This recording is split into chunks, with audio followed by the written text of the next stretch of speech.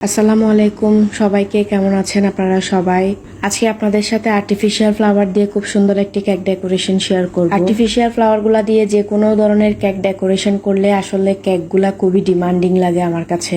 আর যখন একটা হালকা ডিপ কালারের মধ্যে অফ হোয়াইট কালার টাইপের কিছু আর্টিফিশিয়াল ফ্লাওয়ারের কাজ পড়ে, তখন তো আর কোনো কথাই নেই। আমার আজকের এই কেকটি আমি সেকেন্ড টাইম রিক্রিয়েট করলাম। এই কেকটা আমি আগেও একবার করেছিলাম সেম ডিজাইনের মধ্যে, সেম 1 পাউন্ডের মধ্যেই। কাস্টমার আপুই মূলত আমার ডিজাইনটি চুজ করে আমাকে এই কেকটি করে দিতে বলেছিল।